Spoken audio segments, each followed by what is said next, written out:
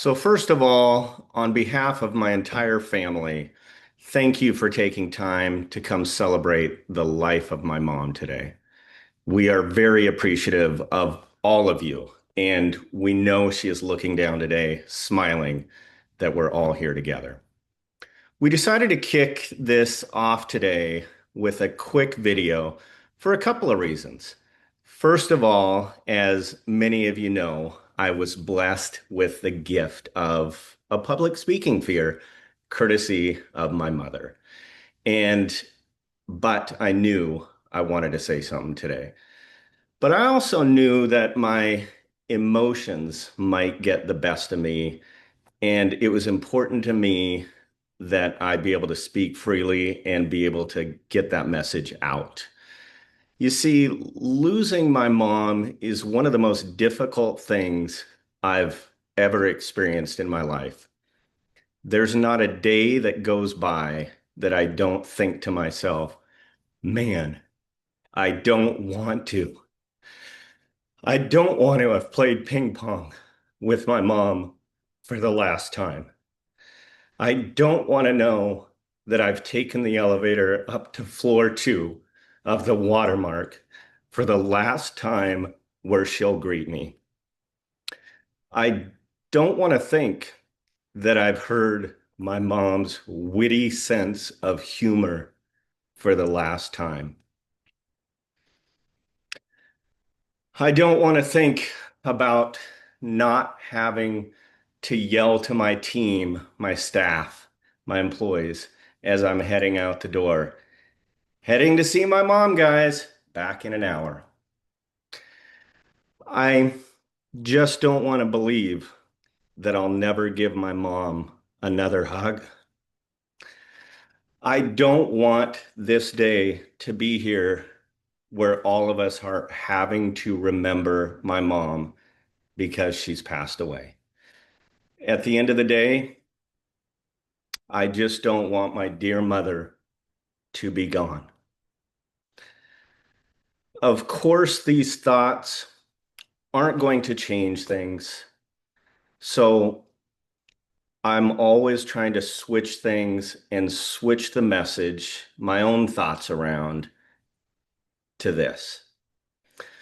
So, what I do want is for my mother to no longer be in pain and to no longer have her memory taken from her.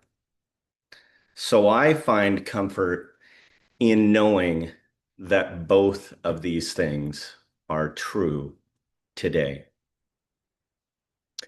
You know, ever since I was born, I've always been super close to my mom, very close to my mom. In fact, I lived with her all the way until after I graduated from college. While many of my friends were going off to fraternities, going to live in apartments with buddies, I knew my mom was my buddy.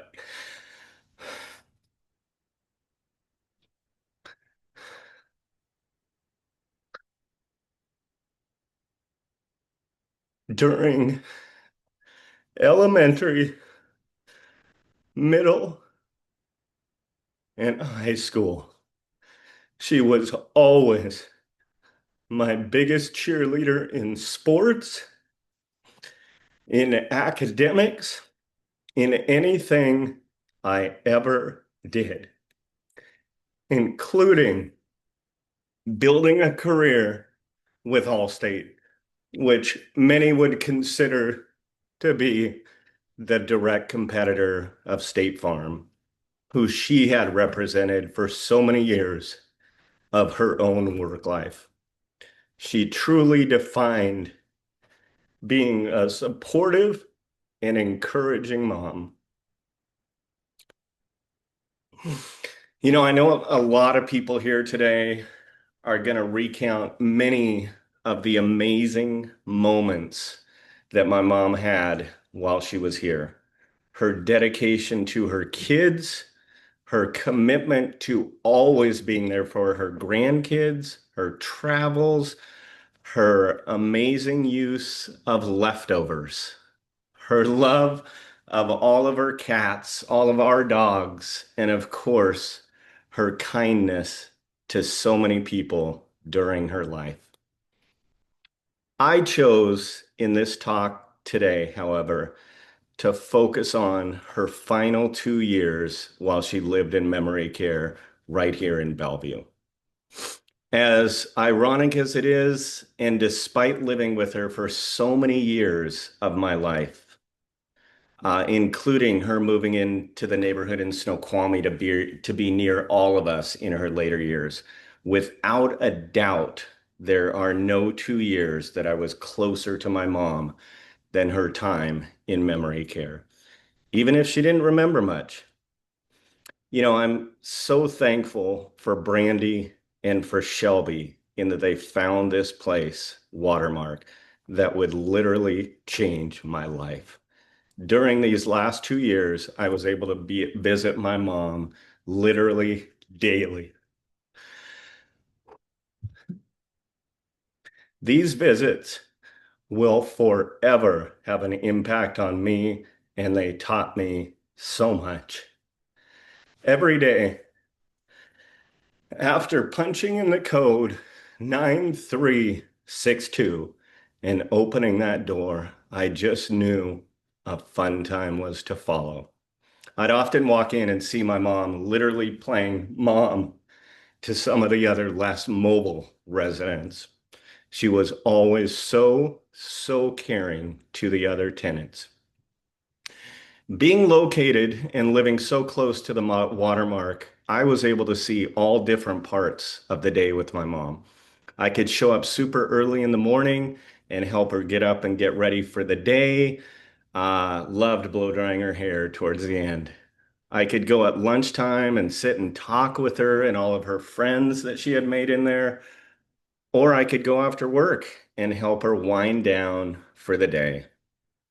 We would spend our times playing bingo, visiting with all of her many friends there. And as I've talked about, and most of you know, we of course had our daily ping pong match, which was a skill that she became quite good at and was one that she actually learned these last 2 years. Never had played before. I'm not even sure how it started, but soon after my mom moved into memory care, I began to take daily videos with her. I'd quiz her on things, her favorite color, favorite number.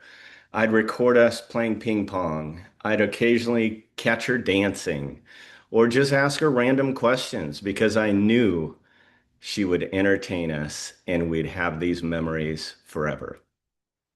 We would spend hours trying to get her to wish different family members happy birthday, happy anniversary, happy engagement. And then we would spend time and I would write out different messages and try to get her to copy my writing.